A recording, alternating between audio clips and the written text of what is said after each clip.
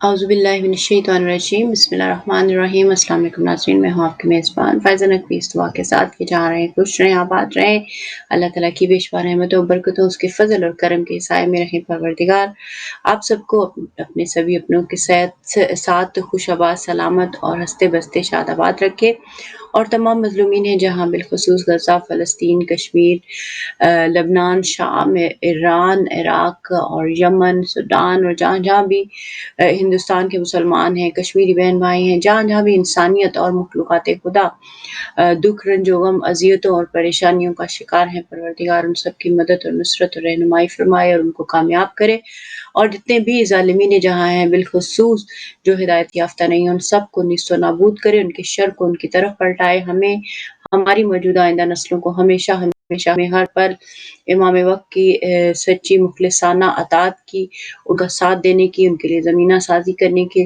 اور ان کے ساتھ کیے گئے عہد کو نبھانے کی، اور جو ہے دنیا میں انصاف اور امن کو لانے کے لیے اپنی بیسٹ جو توفیقات خیر کثیر ہم سب کو عطا کرے، امام وقت کے ظہور میں تاجیل فرمائے اور امام وقت کو ہم سے راضی اور خوشنود فرمائے انشاءاللہ آمین۔ ناظرین، آج جمعرات کا دن ہے، 19 مارچ اور 29 ماہ رمضان ہے۔ امید اور دعا کرتے ہیں کہ آپ جہاں کہیں ہوں گے بصدقہ محمد والے محمد اللہ کی خصوصی پناہ میں ہوں گے، اور ظاہر ہے آج روزے کا آخری دن بھی ہے، تو اس اعتبار سے اور جمعرات کا دن بھی ہے، آج خصوصی طور پہ اپنے مرحومین کو، اپنے پیاروں کو آپ یاد کرتے ہوں گے اور ان کو اپنی خصوصی دعاؤں میں، اور بالخصوص شہدائے جو فلسطین ہیں اور جتنے بھی لوگ اس وقت لبنان میں، فلسطین میں، غزہ میں اور ایران میں اور جہاں جہاں بھی لوگ شہید ہو رہے ہیں اس وقت جنگوں کی صورتوں میں، ان شہداء کو بھی یاد رکھتے ہوں گے اپنی خصوصی دعاؤں میں، اور مسلم امہ کے لیے بھی خصوصی دعا کرتے ہوں گے اور انسانیت کے لیے بھی، کیونکہ یہ لمحے بہت قیمتی ہیں، کیونکہ یہ آخری لمحے ہیں ماہ رمضان کے، اور اس میں ہم سب کے لیے بہت ضروری ہے کہ ہم اپنی خصوصی دعاؤں میں جہاں ہم اپنے پیاروں کو، اپنے مرحومین کو اور اپنی جو بھی پیارے ہیں ان کو یاد کرتے ہیں، وہاں پہ ہم اپنی ان بہن بھائیوں کو اولویت کے ساتھ یاد رکھیں اور ان کے لیے خصوصی دعا کریں، اور دنیا اور میں امن اور سلامتی کے لیے بھی دعا کریں،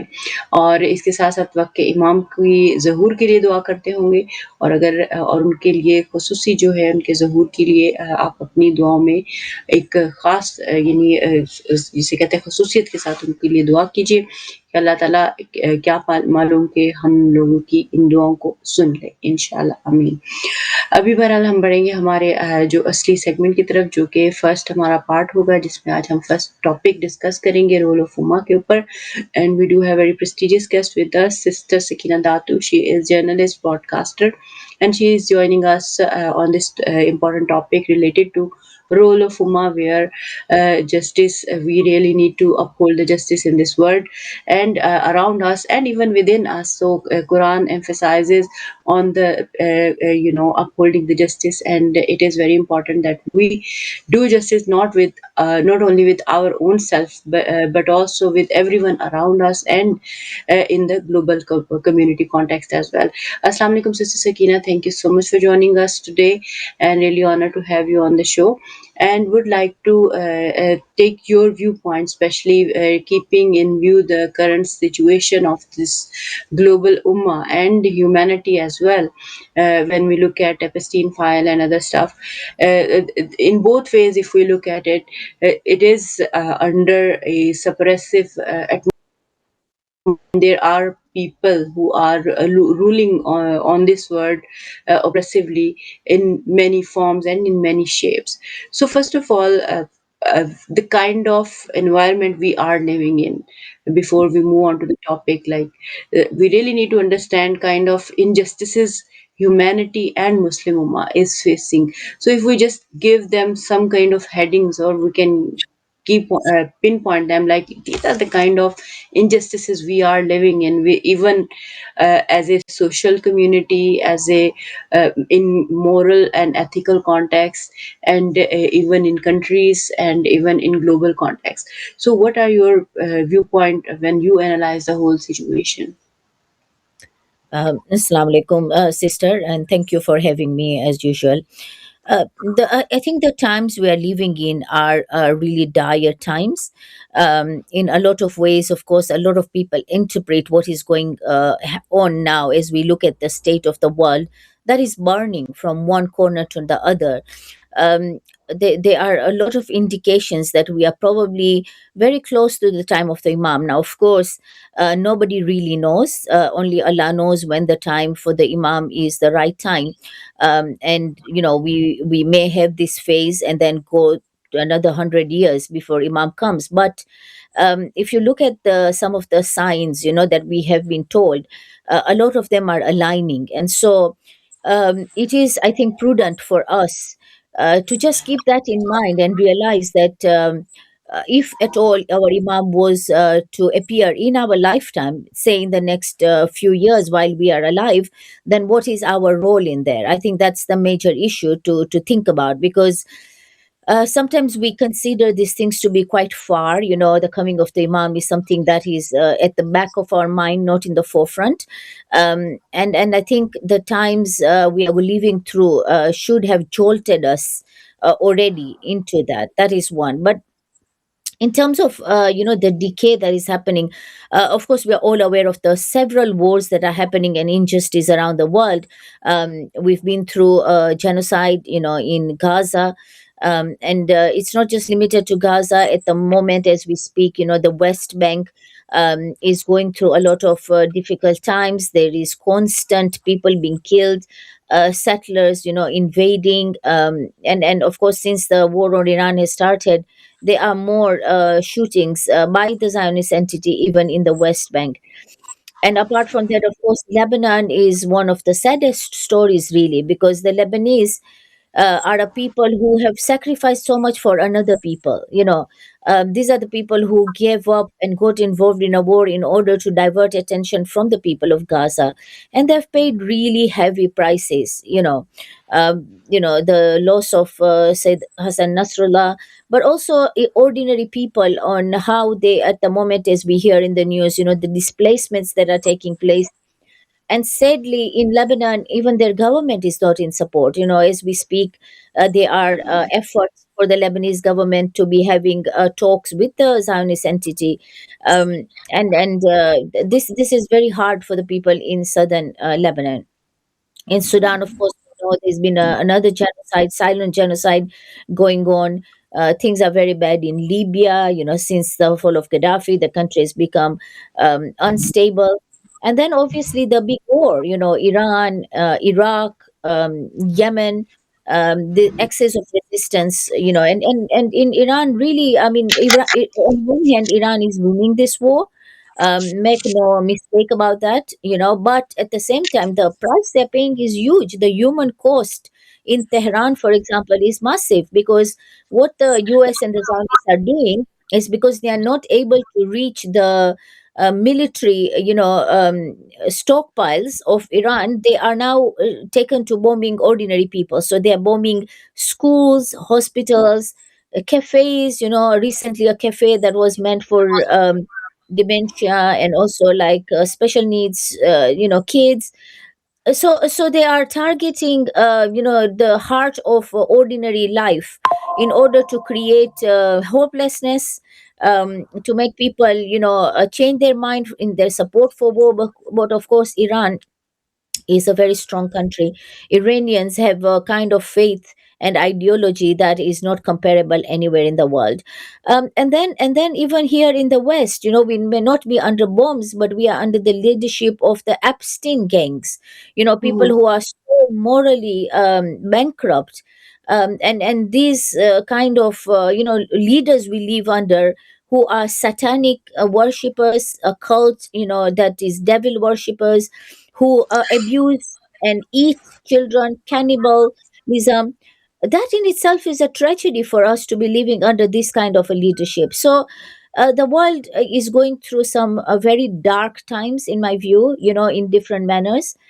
And we have to make sure that we find that light that guides us, our children, our families, and our own communities within this darkness. That's very true, sister. And the kind of issue you have mentioned are really, really significant in the sense that we are living in the times of wars and oppression and different forms of oppressions we are facing. As you mentioned, the people ruling over us are also more like the form of satans, and they are dealing with the people in different ways.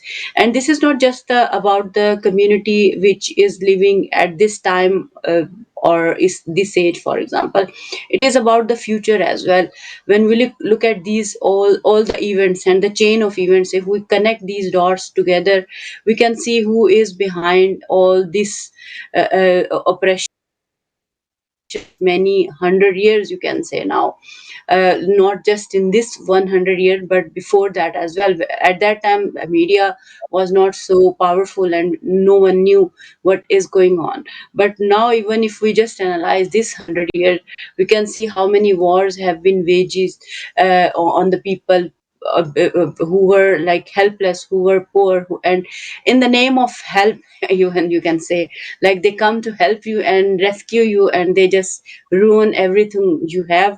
And then they say we are the one who are civilized, we are the one who are going to bring justice and everything and all that. You just have to follow the rules and regulation we set up for you.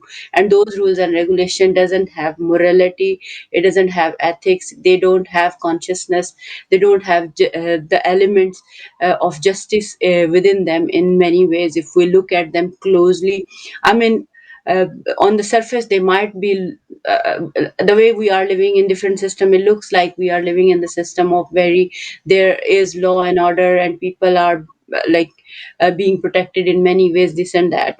But when we look at the things very closely and we look at the higher corruptions, higher levels of corruption, you can say, as you just mentioned, that the people who are ruling over us are the one who eats children, for example, who sacrifice innocent girls and children, and who don't even care about their own children, you can say their own daughters and mothers and sisters, and they ill treat them. And then they say that this is, we are the one who are going to give rights to, for example, women, whereas their own women are oppressed, under severe oppression in many ways, for example.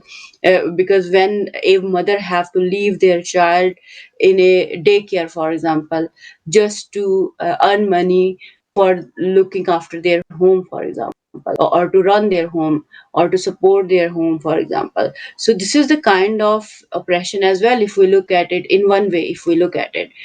And in one way, I mean, there are different ways, like, because early years of a child are also important.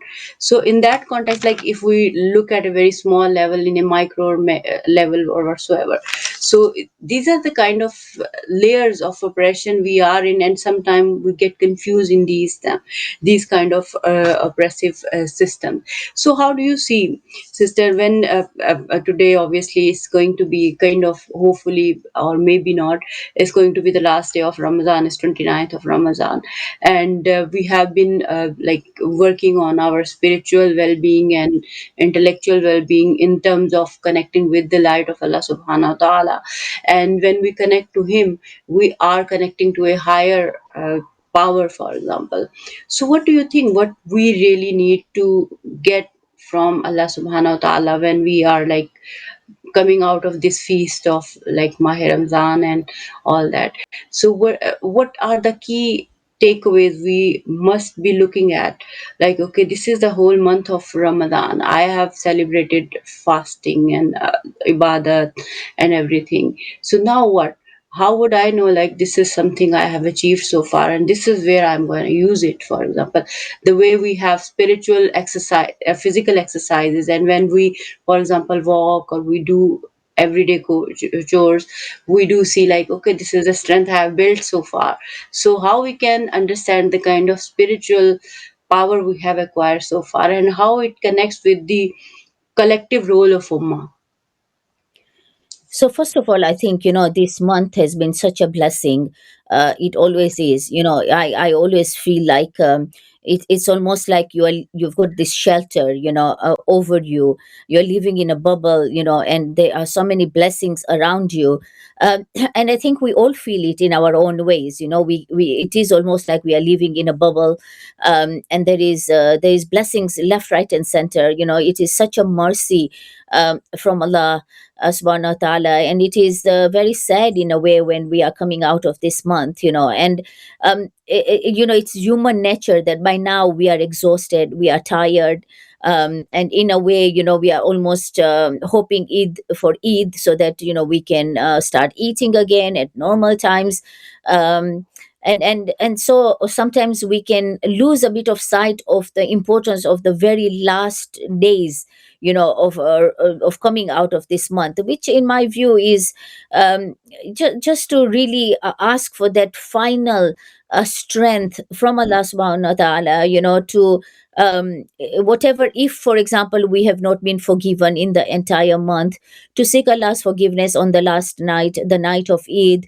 And to strengthen ourselves. Maybe the most important thing for me is to take time to do a bit of reflection and to think about what is it that we have achieved. Because in our lifetime we go through Ramadan one after another, and there is, by the time we come out of it, there is this buzz we have, spirituality buzz, and a good feeling. But unfortunately, it doesn't always last very long. And the moment we are out of it, on the very day of Eid, a lot of sins enter into our lives, sadly. Because we have Eid celebrations, we may have music there, we may have mixed gatherings there. So on a practical level, on a day-to-day level, that just, it's not like a judgment of anybody, but it's like evaluating, like you say, if we've been through this month, and then you've given an exam, and on the very first day you overturn and go back to your ways as they were before, then we have to question about what we have achieved. But this particular Ramadan, I think, has been different from others. Um, Not only have we spiritually, we awaken ourselves as we do every year. Um, I think the signs of what is happening around the world are stronger, and I believe everybody has been impacted. I don't think there is any one of us who has not been impacted by the wars that's going on. And let's not forget that we have lost a very special personality in this month. We lost Sayyid Ali Khamenei, who was a huge mercy, to the world. For people who probably don't know much about him or didn't learn much about him, we took him for granted. And it is worth going back and listening to his speeches, reading a little bit about him, to come and realize how lucky we were to have lived in his time, and what a loss it is. Because sometimes we don't see it other than in political terms. But it is him who has upheld the revolution in Iran, the Islamic revolution in Iran, and transported it in a lot of manners to the rest of us. Because remember that Imam Khomeini, who was the founder of the Islamic Republic, only lived 10 years post the revolution. So he was there for 10 years. Sayyid Khamenei has taken over and upheld this for 34 years.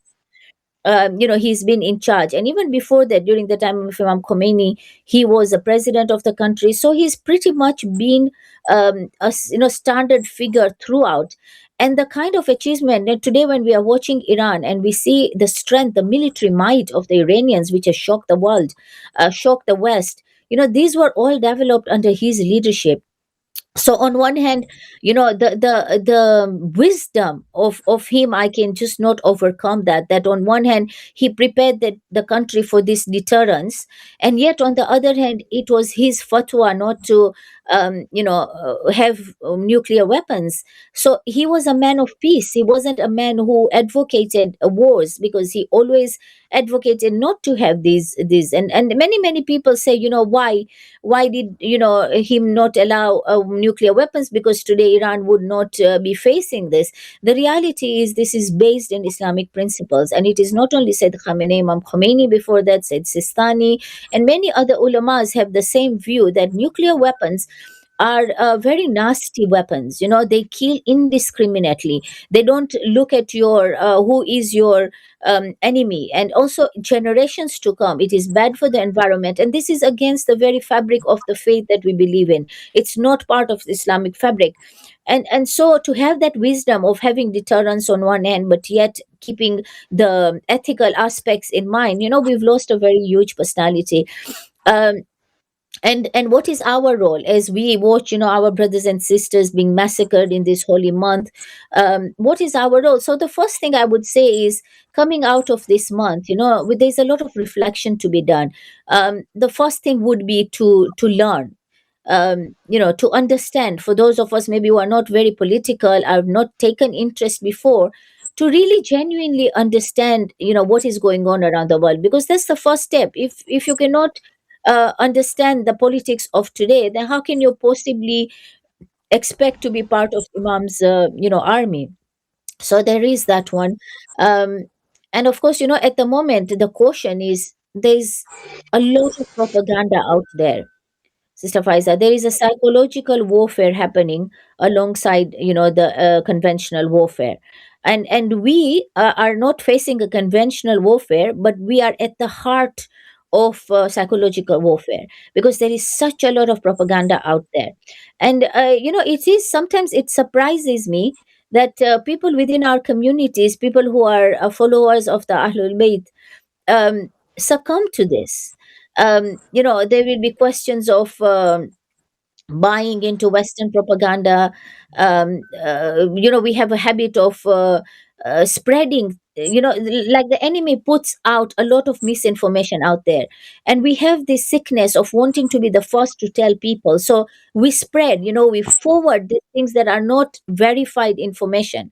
And so we become a part of a network of the enemy in spreading this false propaganda, and part of this warfare, which we do it innocently, but then we are still guilty of it. So it's very important, in my view, at this stage, first of all, to understand, to learn, and to be very cautious on which side of the debate and understanding we are, because we are part, whether we like it or not, we are part of a psychological warfare that is going on alongside the conventional warfare.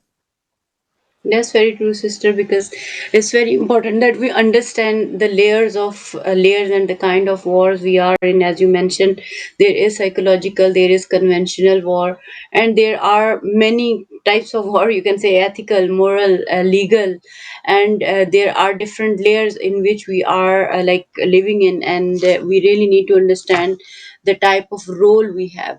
So, what do you think? Like, especially when we look at the situation after Ibrahimism as well, like we have just lost him as well, and after when he left, the kind of legacy he left for us in terms of values, in order to uphold justice and peace for global community, for example. Because when in last 2 years, when Iran was being attacked, for example, and they were like taking revenge, very calculated revenge, in their own terminology, you can say. Everyone was mocking and everyone was laughing that they haven't achieved so far anything. For example, they didn't even hit a person, for example, because we have been watching people dying for, like, you can say, for whole 2 years, innocent children and men and women under the rebels and all that. But when they took revenge, for example, and when they like attacked back and all that, the kind of values that he shared through his actions, because this is very important as well, because that we do understand the kind of strategy and the kind of rules and principles our people who are following this are, what are those values and what are those principles on which this war is standing up, for example, or this war has the kind of pillars of this war, we have, like. So what is your viewpoint on that when you analyze the kind of attack Israel and America has done on Palestine, Lebanon, and Syria? Syria, for example, and even in Yemen, better, like in 2015 and onwards, how many people were killed, and no one had ever heard about that before these things happened, for example. So the kind of atrocities they committed and the principles they were following, and the kind of principle Sayyid Ali Khamenei, for example, under his leadership, he followed. What difference do you see, and how they are, like, for example, attached to global community? What do you think about it? So it's very obvious if you look at, we are now in a proper war, in a battle. um, and but if you look at the targets, that are being hit on both sides, there's a world of difference. So America, is hitting um, all sorts of civilian infrastructure, killing civilians. So the very first attack we saw from the US and Israel was not only the assassination of a leader of a sovereign country and a spiritual leader of millions of people around the world.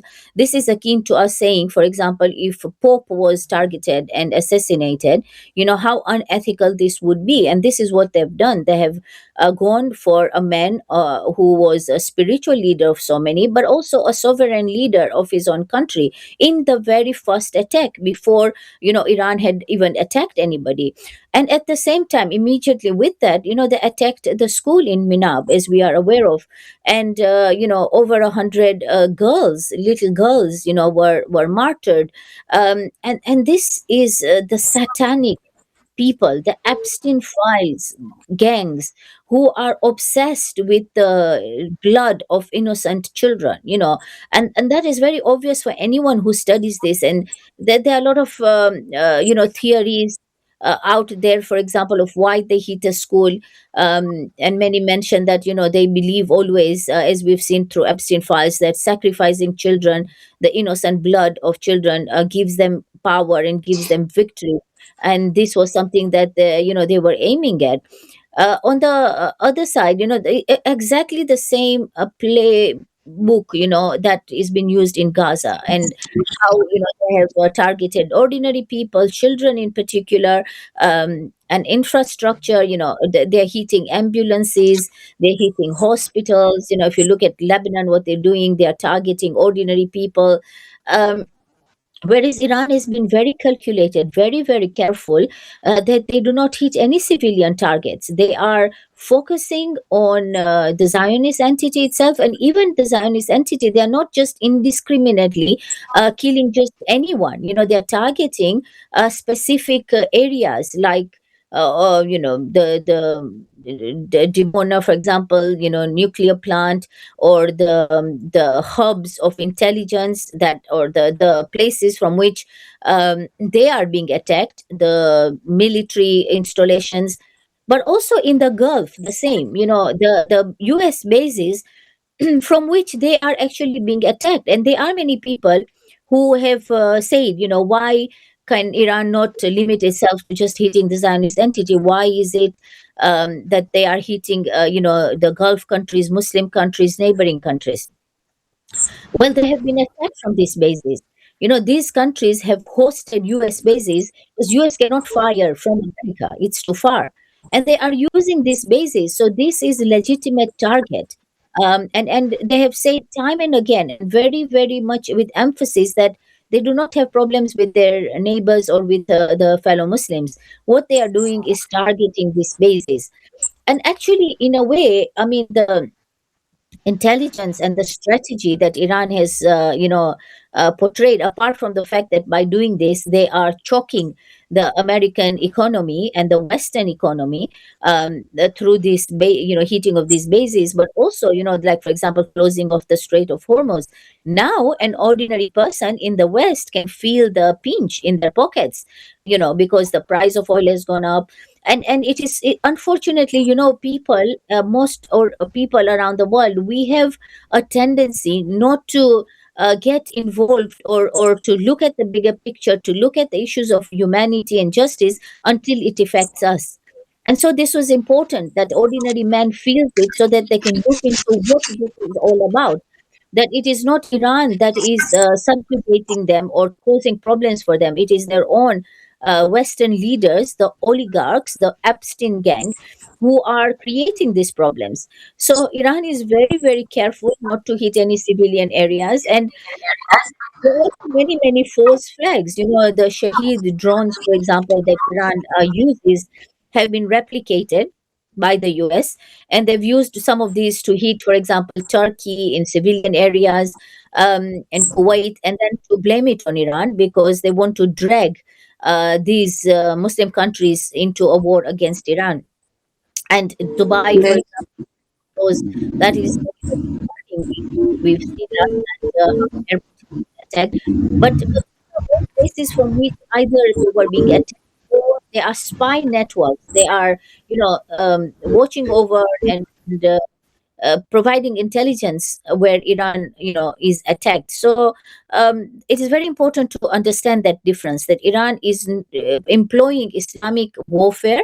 They are looking at what is allowed, what is not allowed. They are not targeting indiscriminately. And whereas the other side, the enemy is the devil. They just want to kill as many people, innocent people, as possible. like when we look at the Epstein file since the war begins, they have been disappeared as well from the media surface, and no one is too much talking about it anymore. And obviously, everyone is busy in war and situation, whatever situation going on in that regard. This is the one thing. If you could shed some little bit light on that as well.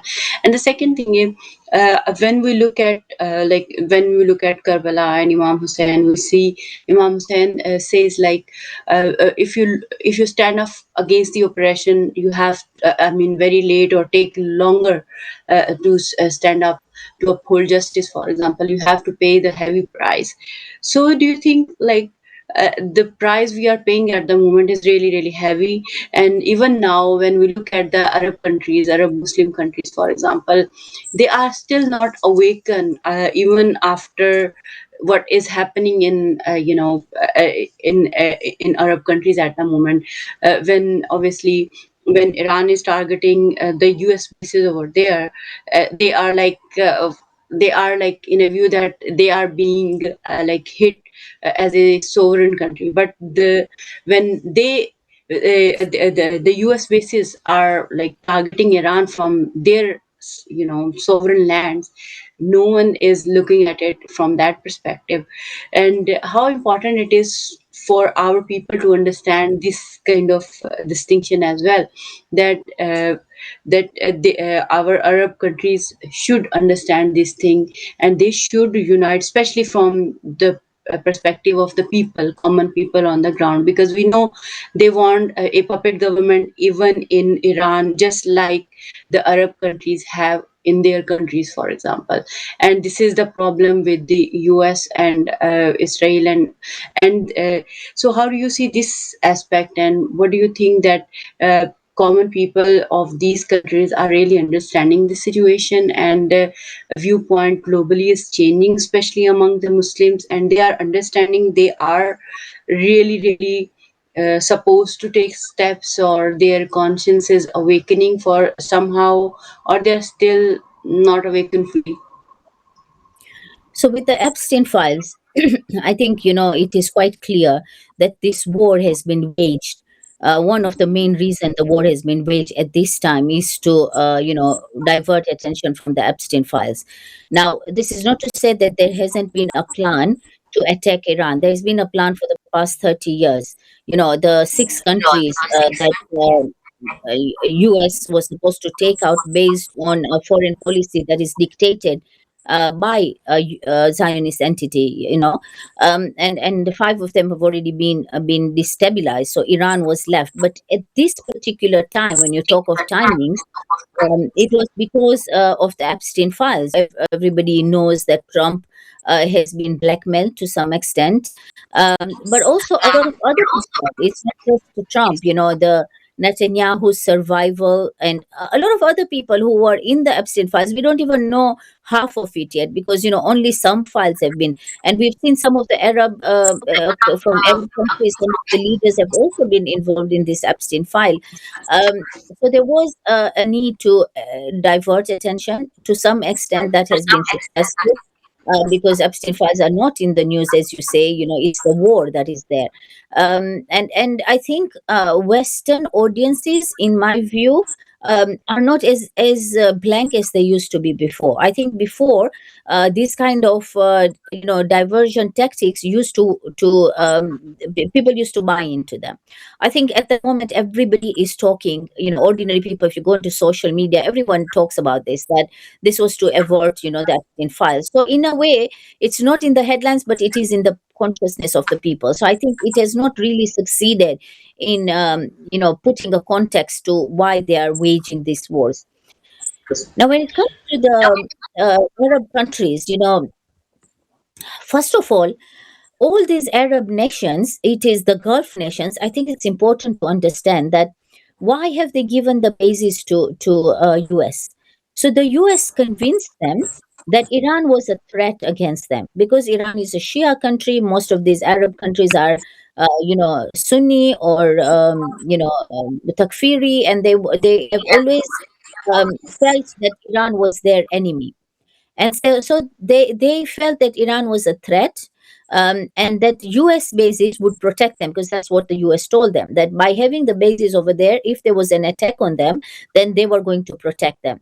Now, this is despite the fact that Iran has never attacked any country. Iran is not an aggressor. There's no history of Iran ever attacking anyone at all. Axis of resistance is a resistance movement everywhere. When you look at it, when they have been attacked, it is a resistance force. Iran has never been the aggressor. But what has really happened today is the other way around. These bases have made them the targets, because they are using this to attack Iran. And Iran keeps saying, we are not attacking you. So they're making it very clear, because if they wanted, for example, if Iran wanted to really target, I mean, Dubai would be finished. All those skyscrapers that we see, which Iran has not hit, it's very easy, for them to literally hit all these, but they haven't done that. They're only going for banks that are associated, with the financial hub of the Americans, and so on and so forth. So this is one important aspect to know as to why, because many people don't understand the history of why we have these bases. Imagine, I mean, like literally, you allow a foreign country to come and own like such important, areas of sensitivity in your nation. And I think the other question was awakening of the masses. In my view, there is a massive awakening. In my lifetime, I have not seen the Sunni Shia coming together like ever before. The British, in one of their most successful strategies during their whole colonial imperialist project, has been to divide Muslims, especially into the Sunni and Shia sectarian aspects, so that they can rule over us. And I think, Said Khamenei, time and again, was mentioning that we should not fall into the trap of sectarianism, that this would work against us. And today, a lot of Sunnis around the world, in different parts of the world, are supporting Iran massively, hugely, despite Iran being a Shia country, because they can clearly see that Iran has supported, for example, the Sunni Palestinians more than anyone else, and they are now awakened to the fact that we are not each other's enemy. Our common enemy is this satanic Epstein class. It's not even the Westerners, if you ask me, because there is many people in the West now who also support Iran, who also, whether they are people of faith or different faiths or no faith at all, Allah has blessed their souls to be awakened to realize where justice lies. So all these differences that we, come up with, they are artificially put there in order to divide us, so that this small group of oligarchs, Epstein's, gang can rule over us, can do anything for us. So, in my view, all the people are innocent, and so this is a awakening call, not just for our brethren elsewhere. But for us, because believe me, Sister Faiza, it hurts me the most to see when Shia, our own, that we also perpetuate this sectarianism. We talk about the Zionist having this idea of being God's chosen people and then being this arrogant. And sometimes we have this arrogance ourselves because we think we are better than everyone else, and therefore we perpetuate these sectarian differences. This is not a time for it. It has never been time, to be honest. Like I said, none of our imams advocated for this. And when we talk of, for example, Imam Ali or Bibi Fatima, and we perpetuate stories that are not even necessarily, some of them, rooted in history strongly, then we are aiding the enemy, really. And this is, of course, it does not mean that we should not look at history and we should not teach our children history. It is important, very important for us to know our history as Shia Muslims, and to understand, where our imams have faced subjugation and the injustice that was upon them. But we have to look at it from the lens that this has always been a creation of people who have wanted to divide us, at that time and in this time. Because even during the time of the Prophet, most of those who thought that they were Sunni Muslims were hypocrites. And we see this in the Holy Quran.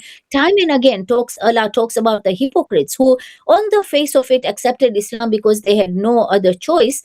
But they weren't really Muslims. So, if at all our questioning out of the month of Ramadan, how do we ensure that we come out of this better people, more aware, solidify ourselves to prepare for the time of our Imam? Then this is a key aspect, um, that we really have to shed sectarianism from our environment completely, and embrace our fellow Muslims and even non-Muslims as people of who are supporting justice. Because when Imam comes, he don't just come for the Shias. In fact, I don't know, Allah bless us, because I don't know how many of us will be with him, because we fall off. This is a sifting process.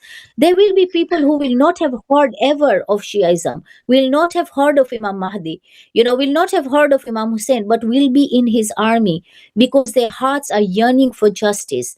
And therefore, they will be incorporated into the army of the Imam.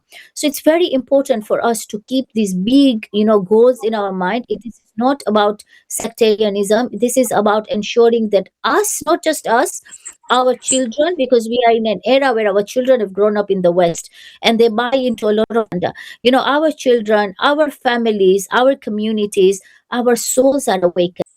And one of the aspect of awakening is to keep up with these worldly events. And if we are watching what is happening in Iran, and our hearts are not burning and our hearts are not yearning and our soul is not awakened, then we really have to wonder if we will be in the army of the Imam. That's very true, sister. And from the conversation, when I was analyzing and thinking about, and after the obviously assassination of Rebri Mosem as well, when I look at the situation, I see like uh, the whole martyrdom history in these 2 years, you can say, especially if you look at it, we can see that whole the leadership has changed this word, in the sense that usually leaders are behind and people are at front, or the armies are fighting on their own. But in this situation, the kind of role leadership is playing is, I mean, uh, hugely different from the kind of role being played by, for example, Arab leader, for example, Pakistani leadership, for example, Western leadership around the globe, if we look at it like that. And this has also changed mindset as well, because the people, for example, scientists and people like journalists who have been martyred, and the leaders itself, for example, they have changed the worldview as well in many ways, if you look at it like that. And so how do you see like the kind of community we are, like you can say a global community, if we look at it like that, which is emerging out of out of this whole situation? What is that type of community And when you talk about the role of our people, for example, especially the Shia people, for example, when I when we look at history and all that, we why can't we discuss these, for example, historical differences in terms of history subject, or historically, I mean, not offend for the sake of offending people, but to tell them the truth the way we perceive it, but without offending and disrespecting anyone, so that no one would get hurt, and truth could be shared as well. And even if they don't accept it, it's their own choice. We are supposed to tell, bring people closer to Ahlul Bayt, not like we put them into a conflict and fight in which they are all fighting with each other on the basis of the on the events which has happened. Obviously, they are huge events, and we do have extreme concerns about it, and that has changed the course of history. The way we have been like facing all that, these are the time for which Janabi Saida Fatima Salamullah alaiha, for example, uh, you know she shed tears, and she was watching these things from her wisdom, for example, from her heart. Like, this is something which will happen in future if this has not been undone, which has been done, for example. So this is, I mean, maybe each one of us should look at the things in a different way, and we should relearn and unlearn, and we should try to come at the point, or maybe we should settle down some rules and regulation of communication with each other, so that as an ummah, whether it's in terms of uh, Muslim we are as ummah, and whether as a humanity we are brother and sister, as Imam Ali has said, like, you are brothers and sister as a humanity, or in, for example, religion, you can say, or deen instead. So what do you think? Why can't we create that kind of rules or regulations or manners in, or ethics especially? Because when we look at the hadith of Rasul Khuda sallallahu alaihi wasallam, the first and foremost, first thing he said, that I am here to teach you akhlaq, for example, akhlaq hasana, the perfection. The perfection is not about just how to pray or how to go for majlis and this, and perfection is like how I am linked up to Allah subhanahu wa ta'ala, and the ikhlaq of Allah subhanahu wa ta'ala, in other way, the way He is forgiving, the way He, forgive us for many things, and He still gives us in and bestow us all the blessings and everything we needed, and we wish for and pray for and all that. So why can't we like set such standard, and we just say that these are the, like, for example, rules. If somebody is not according to these rules, they are not kind of one of us, so that we could create a decent community of people who can sit together and could analyze the differences with respect, equal respect, and they look at the things through the lens of knowledge and wisdom and purity, not through the bias, and just because I belong to this sect and that sect and that, so that's why I just have to keep fighting and keep battling about or whatsoever. So what is your viewpoint on that, and how we can, like, what are the most important points we can, like, you can say these are the key areas, if we work on these, we can become a strong Ummah? Because when we look at the Eid al-Fitr, for example, our deen is like deen of, it's not something, it depends on the individualism or something like that.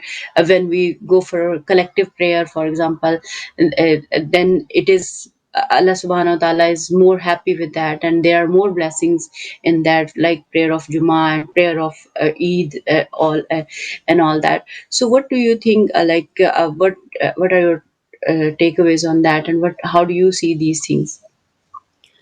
So let me just maybe start by saying that, when we talk about the school of Tahlul Bayt in particular, there has never been more of an interest to know about us and our faith than now.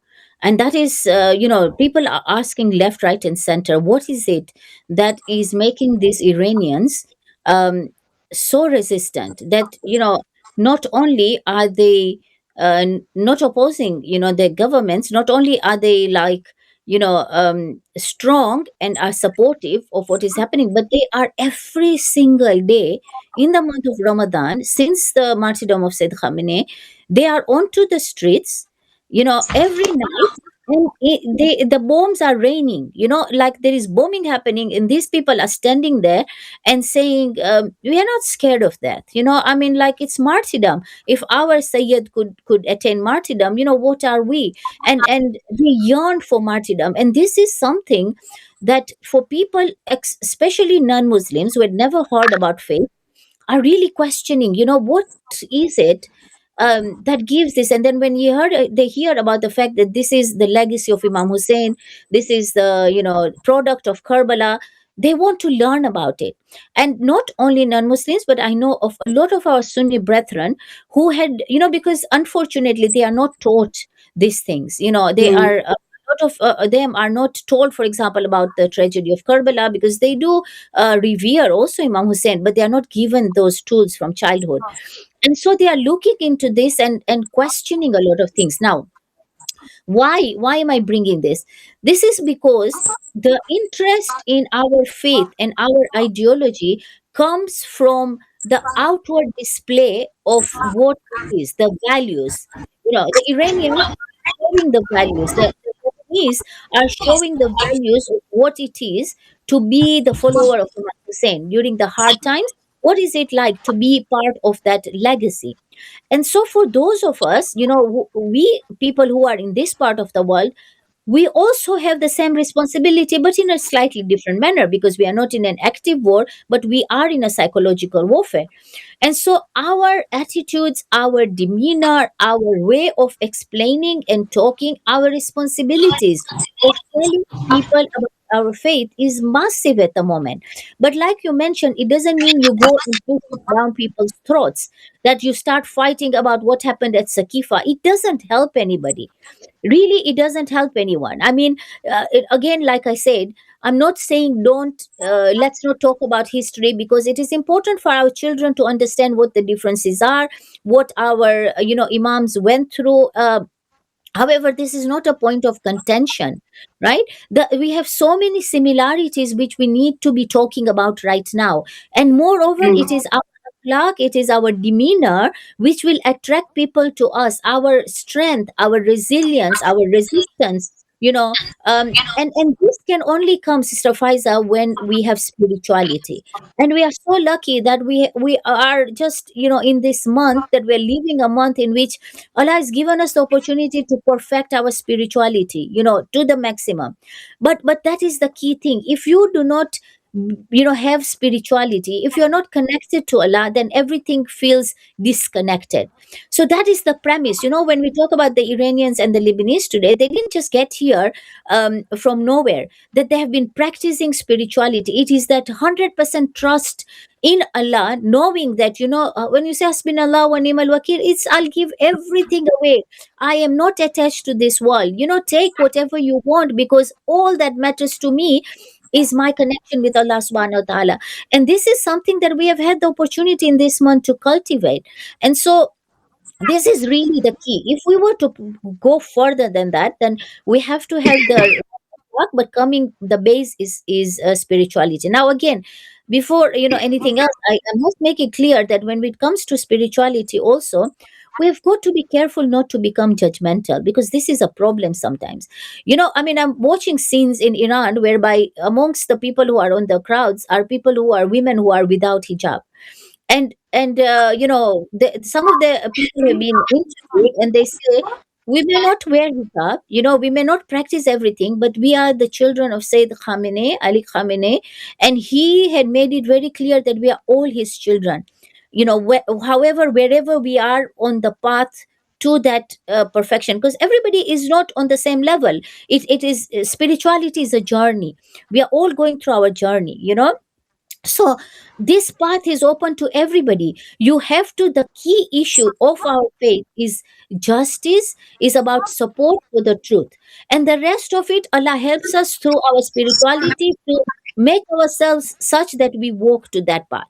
So if somebody is, non-hijabi, this is not to say it's acceptable, of course it's part of faith, but we don't judge them, we help them on the path. If somebody is missed their prayers, we don't judge them. If somebody's got some sicknesses, some of not being able to, they should not feel alienated from this. They shouldn't feel like I'm not good enough, I cannot be part of the army of Imam. No, you need a heart that is clean. You need a heart that is yearning for justice. You need a heart that is opposing oppression, that when you see people being opposed, your heart cries out. And I see a lot of our young people who struggle with the practical aspects of Islam, but who are so open. Their hearts are like so soft and open towards justice. And I think that is the key. Really, spirituality goes hand in hand with actions. But it is very important, excuse me, it's very, very important you that we carry everybody together. This division within ourselves, we've got to put it aside. Let's open up debates. Let's sit down with akhlaq. Let's talk about our differences if other people want to question us. But in order for us to be able to do that, we also need knowledge. So we need to have been seeped properly into knowledge. You cannot have intelligent discussions if you don't, are not deeply steeped. So these are the times to awaken ourselves. Few things you said, tapes, learn to take out the love of the world from our hearts. You know, the skyscrapers and the beautiful clothes that we'll be wearing on Eid day, and the amazing feast and tables that we'll be setting up. This this is not Eid. This is not how we assess what we have achieved inside. Now, of course, I'm not saying, don't celebrate, do anything. I'm not saying that.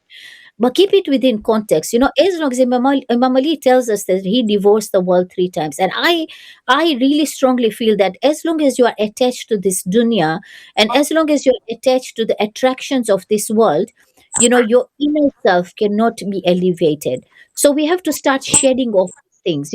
Um, the type of cars we drive, and again, not to say that don't have good things in life, but the love of it. If tomorrow on the day of Eid you come out and your very nice expensive car gets knocked, what will be your reaction? That sometimes tells us a lot. Are we so attached to our material things, or our a beautiful outfit gets ruined? How much emotion are we is invested in that? That tells us our attachment to worldly things. Only when we leave these attachments, that we can rise above and we can get into the level of spirituality that we see our brothers and sisters, whereby they say they're ready to sacrifice anything, and martyrdom to them is not a loss. Martyrdom is something they yearn for. But you have to have reached a certain stage um, of spirituality, of knowledge, of leaving the world behind to be able to get to that point. That's very true, sister. Like, if we are really, I mean, I think so. The most important battle human being does have is, even if we are as an individual, we look at it, or even if we look at it as a society collectively, is all the diseases come from inside. And I've seen Reverend Muslim also said that we don't have any problem with the enemies outside or outward, as Imam Ali alayhi salam, I mean, obviously he has taken these words from Ahlul Bayt as well. So as Ahlul Bayt also says the same thing, that all the diseases come from inside, as Imam Ali alayhi salam also mentioned this quote as well. And I'm just sharing the view, I mean, meaning of that rough, not exactly quoting what he said, but that's how he's, all diseases come from inside. And if we cleanse our inside, whether as a society as a whole or even as an individual, that's the kind of success we are supposed to look at. In the sense that if I'm living my the month of Ramadan and I do still have that kind of short sightedness and envy or jealousy or competition or hatred with my own brothers and sisters or relatives or work colleagues or anyone around me in whatsoever manner, I won't achieve anything at all in that context. And if I'm not good with the people I live around, how would I like perform a higher duty in which Allah subhanahu wa ta'ala wants to give me, for example, or Ahlul Bayt or Imam Zaman alayhi salam wants to share with me, for example, because I Just didn't acquire sorry. that kind of. Yeah, yeah. Yes. If you want to Yes, add anything. just to interrupt there, yeah, I mean, for a second, I think you mentioned the question of leadership, and just very quickly, Yeah, yeah. you know, the difference we see in the leaderships is precisely what you are talking about right now, about the cultivating of ourselves internally. So when you see, for example, the leaders who are walking the streets, they're not scared of that.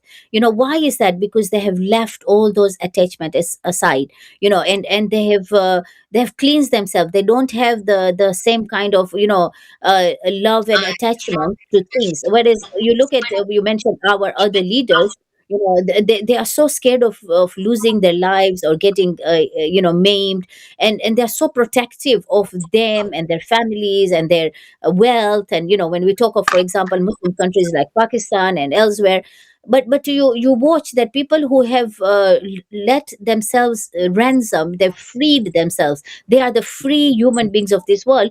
They are not scared. They're walking the streets. We see in Iran, how the leadership is just walking the streets.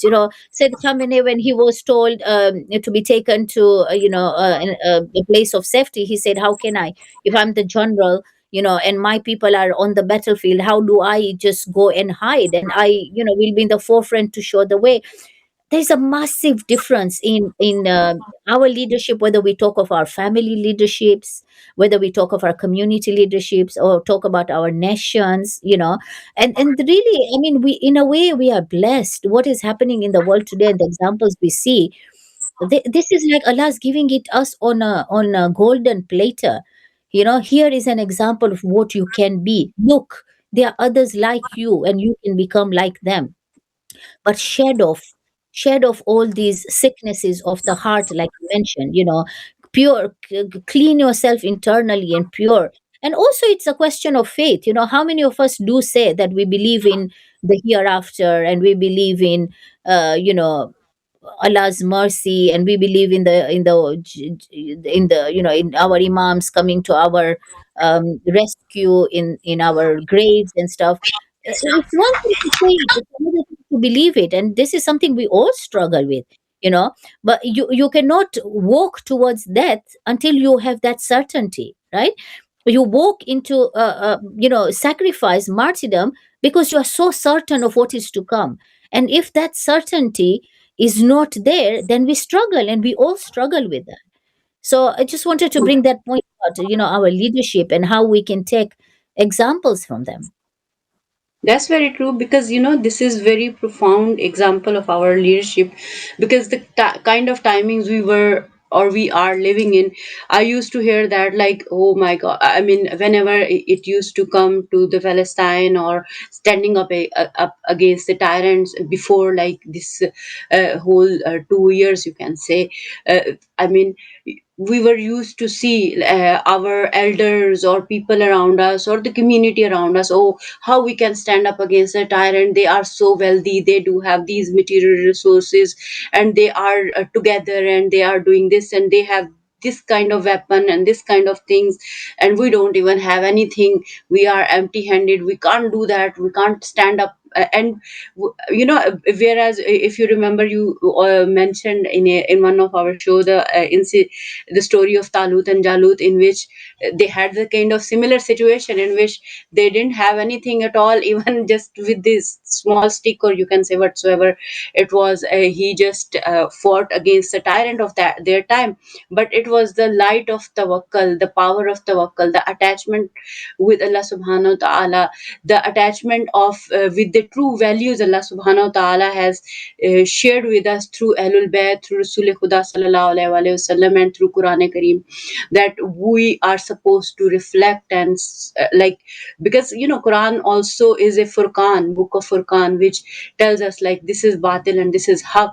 And when you have to stand up for haq, you have to use your wisdom, you have to purify your wisdom. For example, you have to purify your heart first, and when you have to purify your heart, you have to stand up upon the values, not just emotions or not just xyz, for example, resources. You have You don't even, I mean, I've heard Imam Khomeini rahmatullah alayhi and even Imam Khamenei as well, that they were saying like, somebody has asked what will happen when you will depart from this world and you will not be here with us anymore. And he said our system is not based on personalities. For example, if it would have been on personalities, Islam would have gone finished, for example, so far away, because Prophet Muhammad sallallahu alaihi wasallam has given ideology, he has given the value system upon which this whole system is, like, we have cultivated, for example, on the basis of which we have cultivated. And we have seen that in Fateh Makkah as well, if you remember, in which Rasul Khuda has forgiven all his enemies, and even the one who has, the kind of woman, Hinda, I mean, who was the worst woman, I mean, he couldn't even look at, but he has forgiven her. So this is the kind of values which have been shared by our Prophet Muhammad sallallahu alaihi wasallam and Ahlul Bayt alayhi salam. And this is the kind of reflection through Inqilab Islami, and especially when Palestinians are fighting and they are empty-handed, they are struggling in such a strong weather. For example, they are hungry, they don't even have clothes, they are being bombed, and they don't even have anything, like, and they are still saying hasbunallah wa ni'mal wakil, and they are still reciting Quran and the verses of Quran. I've seen the picture of some women in the middle of, like, fire. There was some bombing going on, and those women were sitting somewhere around there, and they were just reciting Quran, and they didn't move a bit from there, from that place even. So these are the kind of values, I guess. This is the time when we are seeing all the values we were used to think that no, these are the, if we are unable to follow these values, these are not able to we can't perform these, or we can't, like, if we will do this, we will be seen as stupid, for example, or ignorant, or maybe not clever. We won't be seen as clever person, for example, because the definition of cleverness in this day and age is also upside down. But this 2 3 years battle with Palestinian people and Lebanese brothers and sisters, Yemenis brothers and sisters, and now Iranians who are fighting, and obviously moving forward as well rapidly. So this is the kind of a reflection of those values which we had always been talking about, uh, uh, in whenever we talk about Karbala, whenever we talk about Imam Hussein alayhi salam, whenever we talk about Rasul Khuda sallallahu alaihi wasallam. So this is the kind of time. How do you see this whole thing, like, in the sense that people are watching these scenes and how it is shaping their worldview now, like living in a world without attaching to someone, as you have also mentioned earlier as well, that these leaders are standing up with their people on the ground, under where the bombs are being sent as well. So so this is the kind of world we are living in, and this is the kind of values they are reflecting, how it is changing the hearts and minds of the people and the souls, and bringing the kind of awakening. And I feel personally like this is the kind of time in which values are connecting together, whether they belong to any religion or not. We have seen Hindus praising Khamenei, we have seen Christian and other atheists even who were praising Rebbe Mosem as well. So so how do you see that? I feel this is the kind of ummah we are talking about, not just the ummah who is just reciting one kalima, performing Hajj, but not understanding the purpose of that Hajj. Because if we perform the one Ibrahimi Hajj, the whole world would be like in a different shape and form, for example.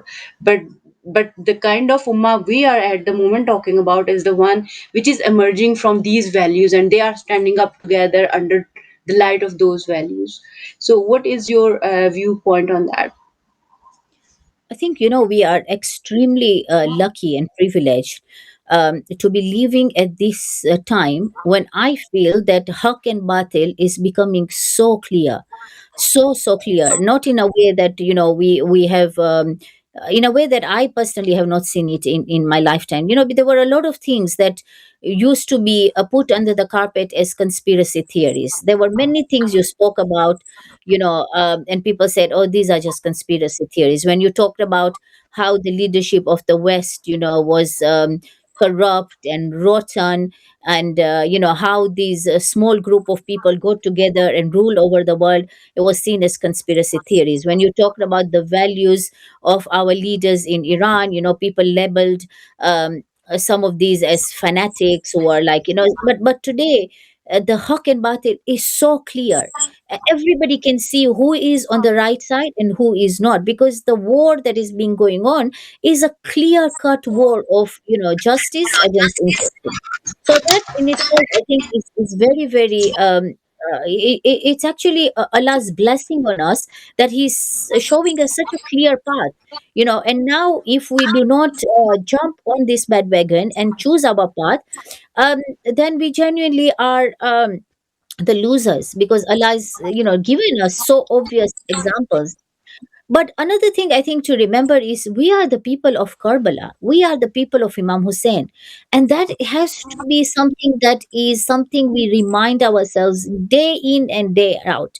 And if there is one thing to teach our children and the to come, is that we are an ummah of Imam Hussein alayhi salam. Now, what does that mean? That means that we have to, for me, from all this, and this is not to say that I've cleansed myself at all. It's a progress. We all suffer. We all take one step and then we go back two steps, and it's a struggle continuously. But the one thing that I feel has really helped me focus currently is to try and remove the fear of death from my heart. True, And again, this true. is not something that we are, like I'm out there and like, yeah, anytime I'm ready. No, we have fears. Obviously, we all have that fears. But to actually think about your death constantly and to remove that fear helps you a lot, because it now sets you really free. The freest of the people in the world, in my view, are those who are ready to die. Because what do you do to people who are not scared of death? You kill them, then you've given them what they were looking for, and this is what we see when you're talking of this leadership, and what they have taught us, and people who have and this is not just now. Look at the examples of Badr, of Uhud, the battles. The armies of on the side of the prophet were small. This is not a new phenomena. This is something that has been set in our path from day one. Look at the army of Imam Hussein. It was that tawakkul and conviction and removing fear of death from their heart. We talk about Shahzada Qasim, and how he saw death as sweeter than honey. This is because they could foresee what is beyond death. And this is for me a key aspect. That is one. But also, I think we really need to teach our children and the generation to come Karbala in its purest form. Karbala is not just about gathering into mosques and crying about Imam Hussein as a historical event. Karbala is not history. Karbala is here with us today, every day. And so, just crying for Imam Hussein is supposed to awaken us, to keep us alive, so that when Karbala is repeated time and again, then we remember what the values are, not just as a historical issue. And therefore, when we are seeing, I think, people around the world who are so ready to sacrifice their lives, is because they have overcome that, and knowing that we are the people of Imam Hussein is something that we should hold on to in all its aspect.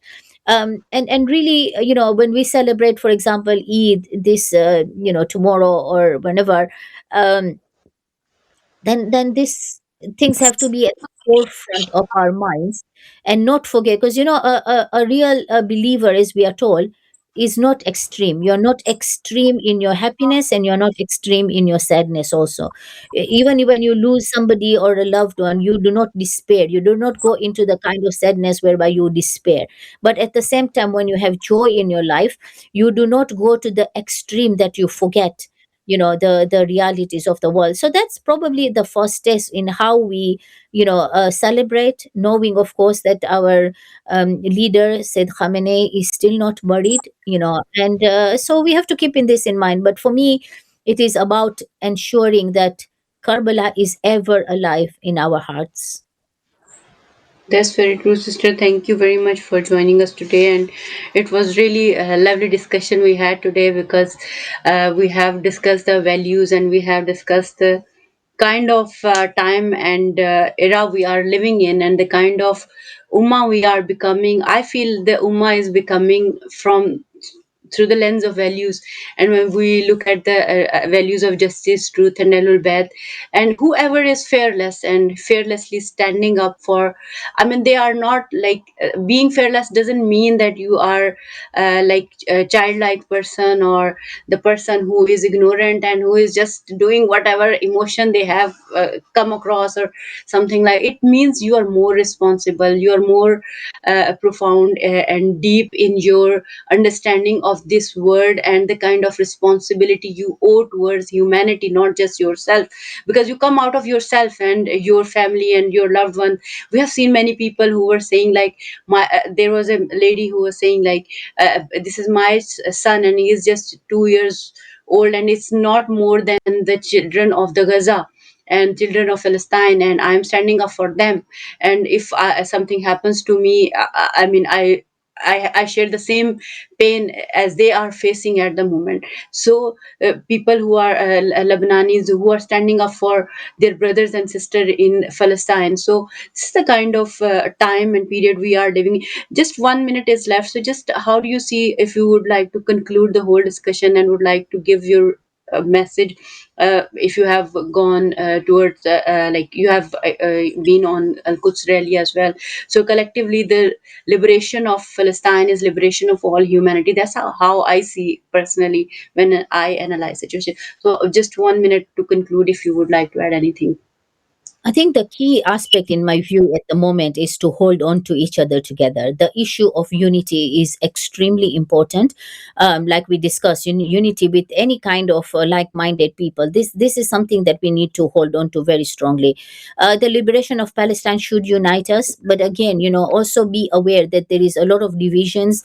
There are a lot of people who are infiltrated the movements, who are trying to create a lot of propaganda within that. So we have to rise above that. We have to be careful, because I see one of the things that upsets me the most is I see people within our own communities, people of faith, who really play into this propaganda. They'll say, for example, things like, oh, Iran is not strong enough, they are going to be completely wiped out. Now, just even when you mention things like that, where is your tawakkul?